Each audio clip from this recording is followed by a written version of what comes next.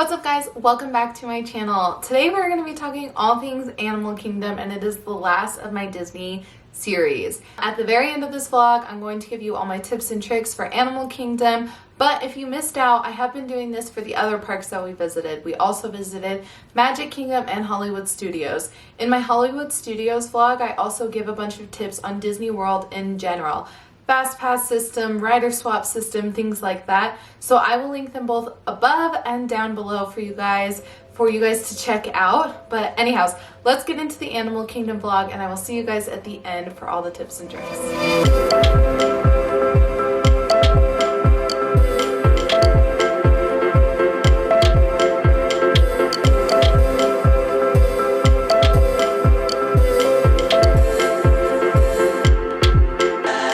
Good morning and welcome back to my channel. Today we are in Animal Kingdom. It is day 3 in the parks, and if you can tell, the Tree of Life is right behind me.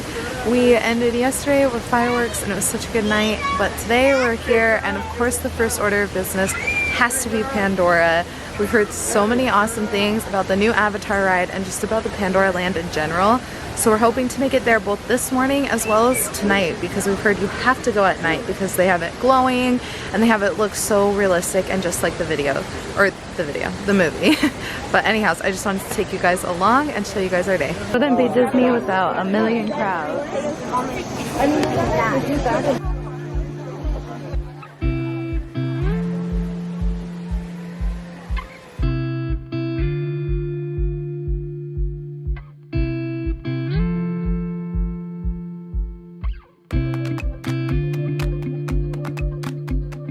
Okay, so we spent the morning doing mostly Pandora, and that was really cool. And then we just stopped here at like the Sutili Cafe or something. I'm not exactly sure the exact name. I'll put it right here for you guys. But we stopped right here for lunch, and it was so good. So you can like make your own bowls. It's almost like Chipotle-esque style. You can get rice, noodles, a salad, and you choose your protein, your carbs / salad, and then you get to choose your sauce. And that was so good. So I would definitely suggest coming here for lunch. And now we're gonna go ahead and head over and do the safari and really take in all the animals in the Animal Kingdom. Yes, this is our friend Sharona. We met her at BYU, and she's been such a good friend over the years. She works here as a costumer, so she's been hanging out with us. It's been so fun. And Bash loves her, of course.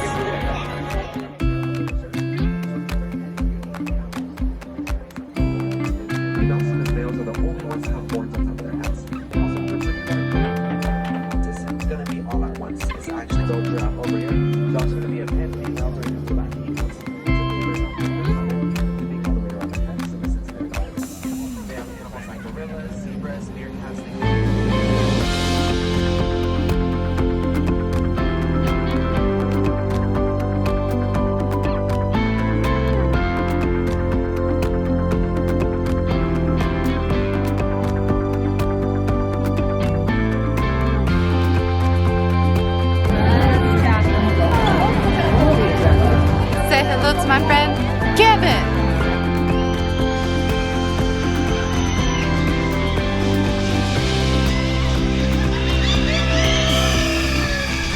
Okay, so I've heard that Pandora at night is amazing. Whoa, it really is. So let's see if I can attempt to show you guys what we're seeing. Yeah, but it's like terrible quality. It looks so cool. That's like the floating rocks things, but yeah, they're like all lit up. Wow.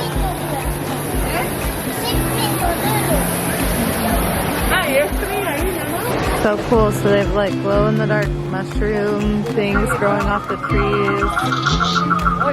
The flowers. Wow, it looks so magical out here.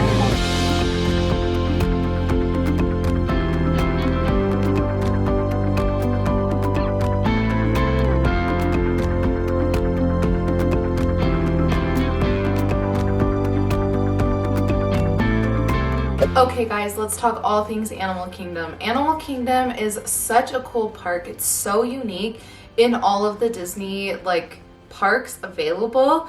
It's just so different and so cool, and I think it's definitely reflected in everything about the park. But let's get into the tips.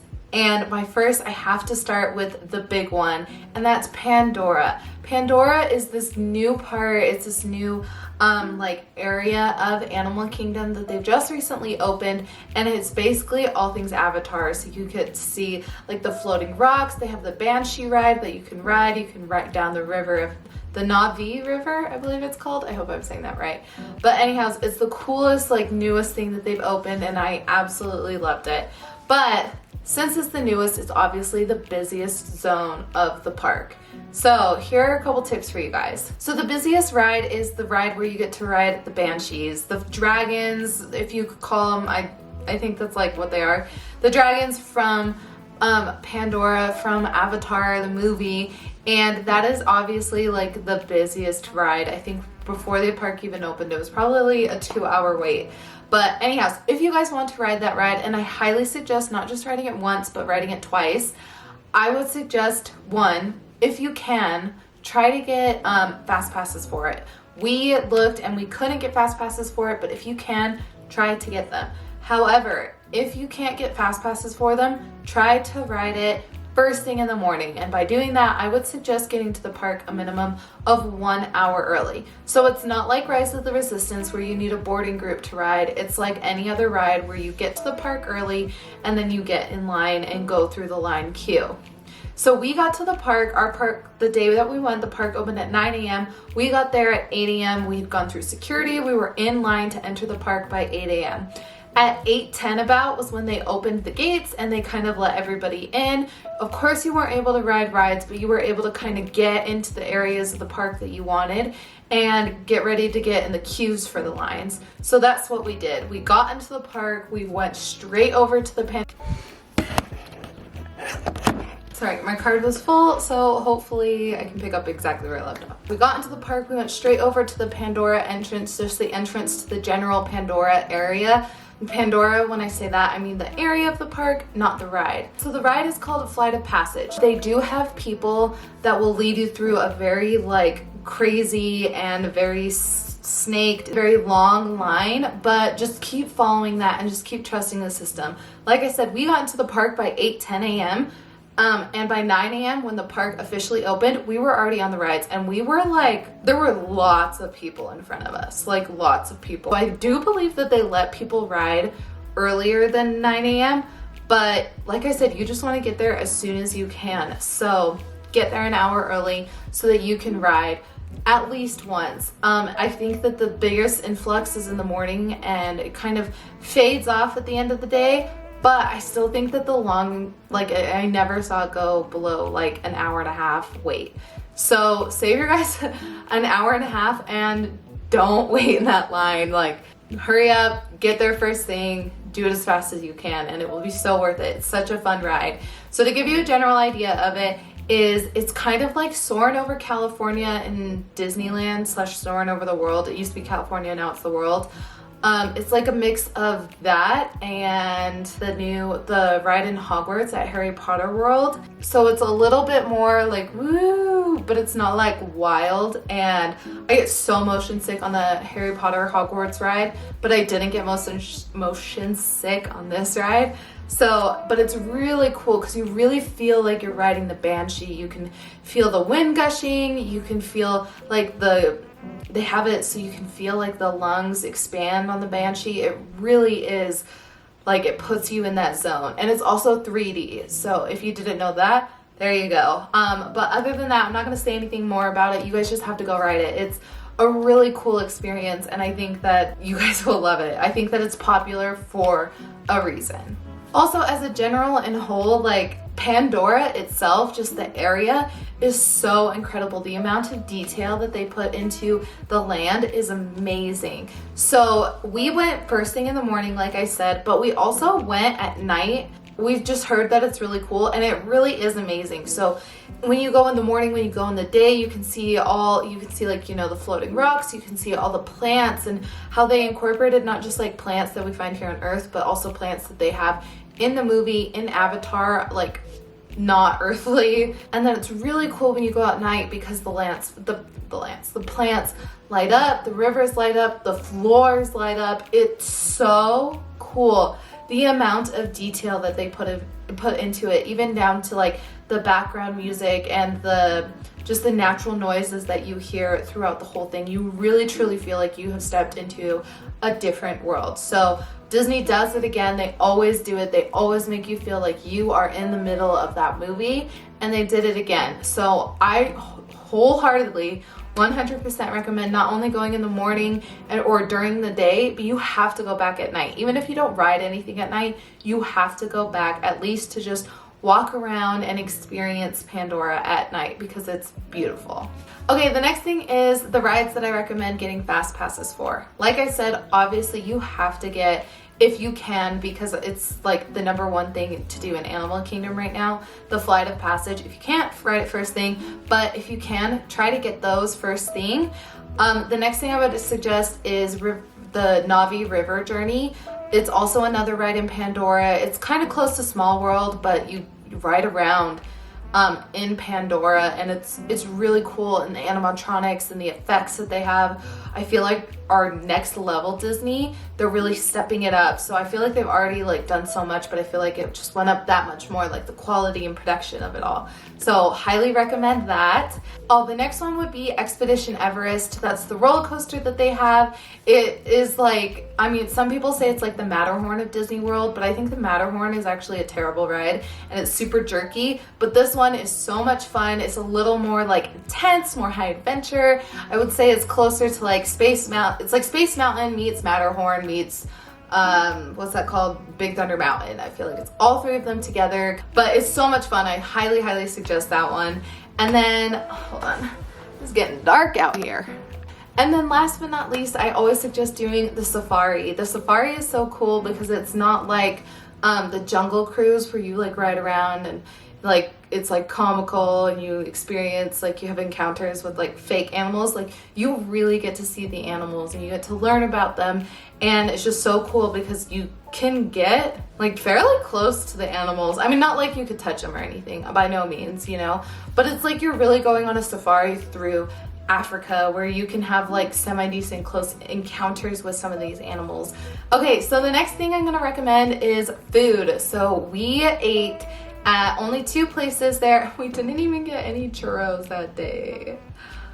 That was so sad.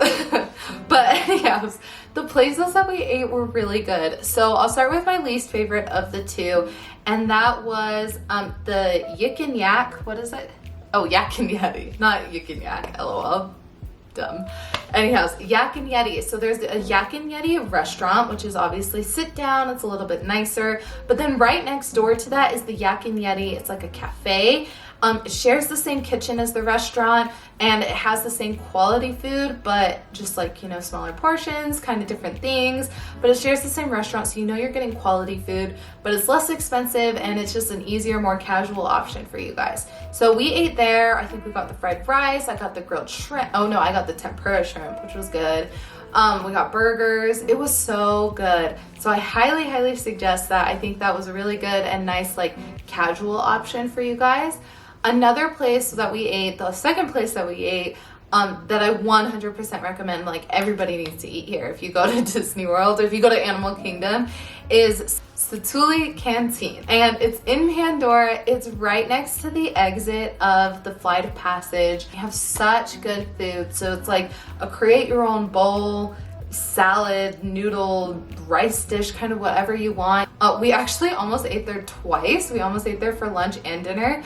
But we decided to try something different for dinner. But it was so good that we literally would have eaten there twice, but we were trying to be different, mix it up. But you guys have to eat there. 100% highly recommend that. Okay, and like I suggested in all my videos, I think it's really important to rest your feet and make sure that you're like resting throughout the day, because doing Disney World 3 days in a row, multiple days, and just like trying to make the most out of your time while you're there is exhausting. It really is. Whether you have a baby or not, it's exhausting. So I think that you should rest your feet, but like I said, I like to rest my feet while still doing things so that I'm still like taking advantage of my time there. So what we did to rest and just kind of like take a breather was, one, we went to see the Finding Nemo musical, and that was actually really cute. I think my mom said we saw it a few years ago. I don't remember it, but like seeing it this time around, it was just really fun, really creative, and I think a really fun like quality production. And especially if you have kids, they will love it. There's bubbles that come down from the ceiling. The characters are really cool, and just the way they tell the story is really unique and really fun. So I highly suggest that first.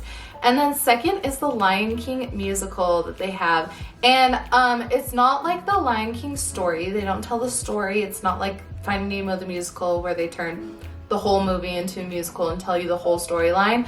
But the Lion King musical thing that they have there, it's just a really fun experience that you can have. You get to see Timon, Pumbaa, and Simba, and you get to like just watch them sing and dance and have all these fun things. And they have like Cirque du Soleil kind of things where they have like the monkeys doing trapeze and fun things like that.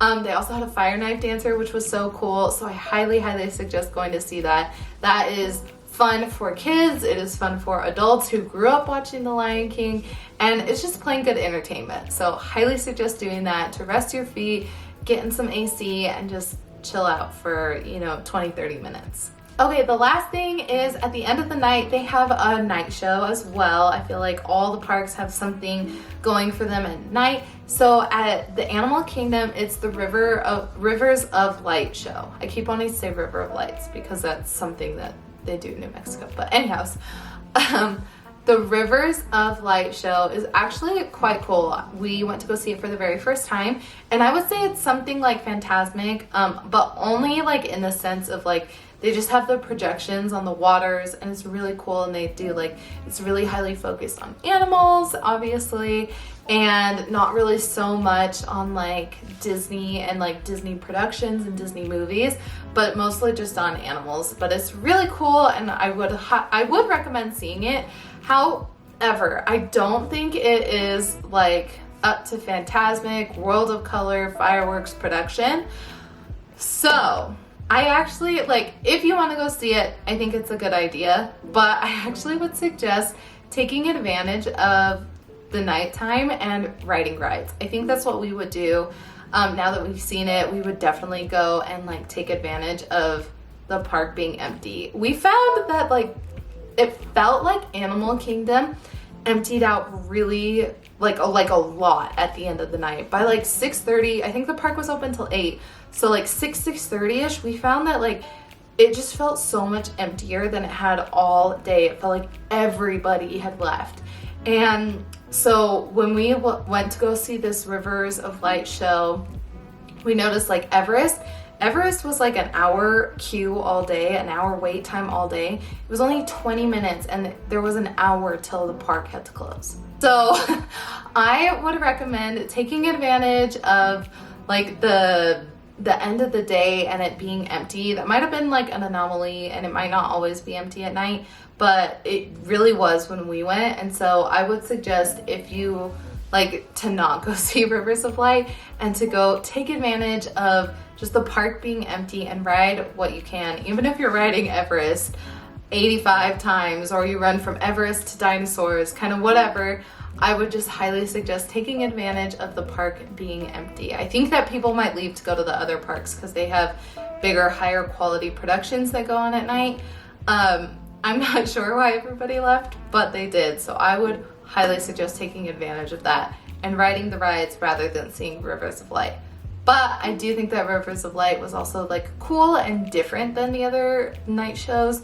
So I don't know, pick and choose. If you want to see the show. But if you're really more, like way more into the rides, do the rides for sure. Anyhow, that is going to be at the end of this Florida vlog Disney World series. I hope that you guys enjoyed these tips. I hope that they help you when you're planning your next visit to Disney World, whether you're taking kids or not. I hope that these tips were able to help you. Once again, if there's any questions I didn't cover, anything you guys have, comment them down below and I can help you guys out if I can, if I know. If I don't know, I will do my best to find resources to help you. But anyhows, I will be coming out with a Disneyland one because like I said, I'm way more well-versed in Disneyland. I feel like I know so much more about Disneyland than I do know about Disney World. So I've actually been requested by one of my friends to do a whole video on that, which will be coming in the next few weeks here. So if you're new to my channel, make sure to subscribe and hit the notification bell so you guys don't miss that video as well as other upcoming videos. And yeah, we're gonna go ahead and close the vlog. Thank you guys for watching and we'll see you guys in the next video. Bye guys.